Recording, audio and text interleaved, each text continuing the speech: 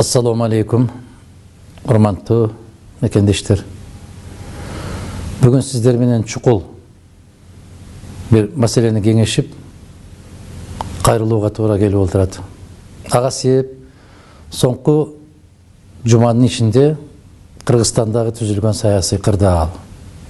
Бизге адат болуп калган мыйзамдардын тебелениши, конституциянын четке кагылышы, бийликтин өзүм билем деген иш аракеттери.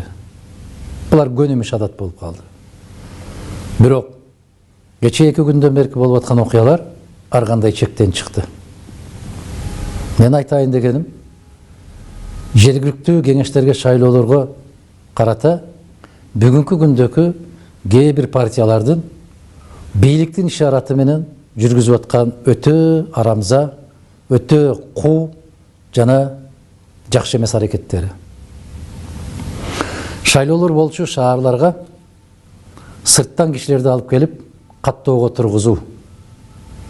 Болгондо дагы алар айылдан келип, айылдан каттоодон чыккан болсо, туруктуу жашап аткан жердеги алардын укуктары эмне болот?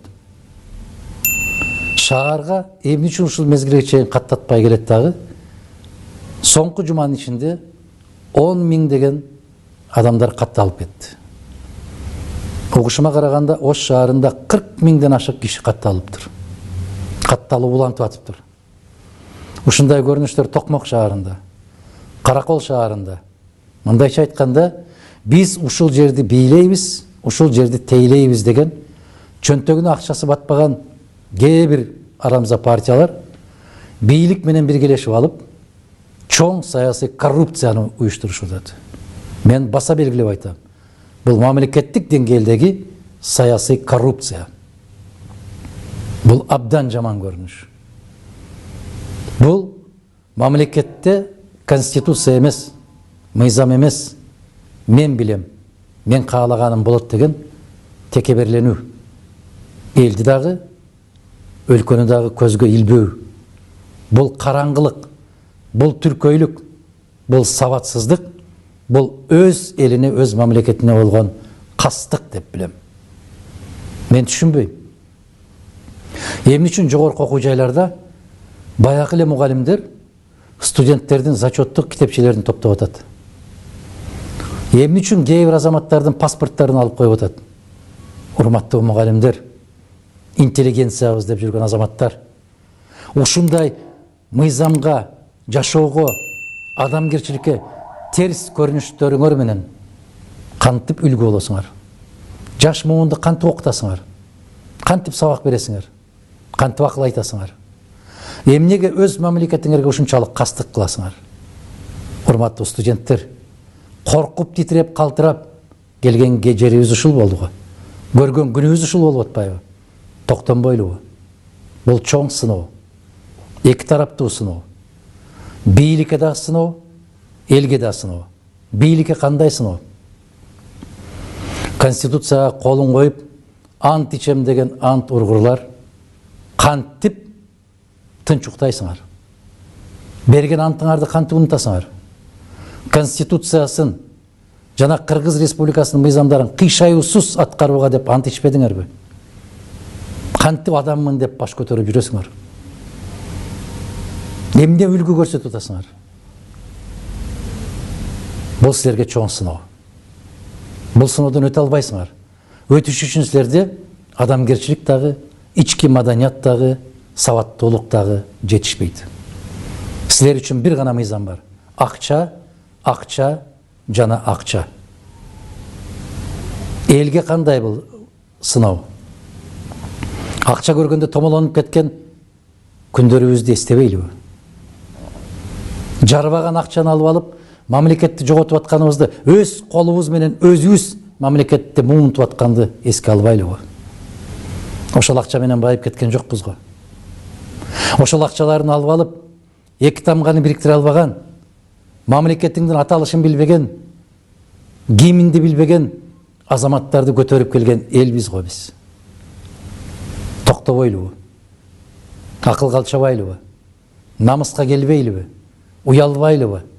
Арам акчаны жеп алып, акыретте берер жообуздан коркпосок, мамлекетти, эртеңки балдардын келечегин жок кылып алууну жок дегенде ушунан коркпойлубу? Токтонбойлубу? Жоопкерчиликти сезбейлиби?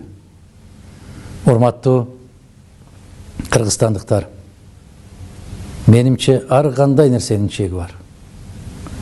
Момундай башаламандык ачык айкын билгениңди кылып ал дегендей түр көрсөтүү Кыргызстандын жаңы тарыхында болгон эмес эле. Мына соңку жумадагы болуп аткан окуя, менин акчам бар, мен билем. Мен баймын, мен чечем. Мыйзамыңды дагы, өлкөңдү дагы мен калчайм, мен билем деген түшүнүк өлкө үчүн өтө чоң кайгы, өтө чоң коркунучту алып келатат. Же токтойбуз, башкаларга тең болгон өлкө болобуз, башкалар менен тең таймашкан эл болобуз, же акчалуулардын колуна кул болуп барып, акырында ошол сабатсыз түркөйлөрдүн ошолор менен чогуу өлкөнү жоготобуз. Тандагыла.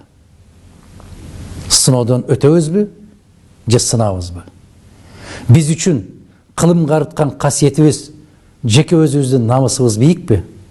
Же арамдан алган, чөнтөгүңө салган акча бийикпи? Сенин ата-энеңдин басып өткөн, ата-энеңдин колу менен куралган мамлекет ыйыкпы? Же арамдан акча тапкандардын тыйыны ыйыкпы? Өзүң танда. Өз келечегиңди өзүң таңда, айланайын замандашым. Какшап ушул күнгө келдик. Же токтойбуз, же бир отоло жок болобуз. Мына ол бийликтин арамза иш-аракеттери токтобой турган болсо, анда кылымга арткан касиеттүү кыргыз элим, сөзүңдү өзүң айт. Өзүң чеч. Өз тагдырыңа өзүң ээ бол дагы, өз келечегиңди өзүң танда. Жоопкерчиликти мойнубузга алалы. Эгерде ушул акчалуу экен, ушулар бай экен, ушулар билет экен деп кете берсек, анда мындан ары карай мамлекет жөнүндө, кыргыз эли жөнүндө, кылым карыткан тарыхыбыз жөнүндө кеп кылбай эле коелу. Тандайлы. Эртеңки күчтүү кыргыз мамлекети керекпи, же бүгүнкү бир кесе арам оокат керекпи? Биздин касиеттүү жерибизди балдарыбызга, неберелерибизге татыктуу өткөрүп беребизби, же арамдан тапкан 1000 сомдун аркасынан томолонуп жок болобузбу? Тандаңыз. Эрк өзүңүздө. Мен ишенем, үмүт артам, кылым картып жок болбогон касиеттүү элибиз келечекти тандайт. Арам оокаттан, арам тыйындан баш тартат дагы, өзүнүн күчтүү эркин билдирет. Бийлик айтарым, ушул убактылуу соңку мезгилдердеги каттоого тургандардын баарынын кайрадан каттоодон чыгарышыңыздар керек. Же болбосо айылда туруп шаарга каттоодон тургандан кийин шаардагы алардын укуктарын жокко чыгарыш керек.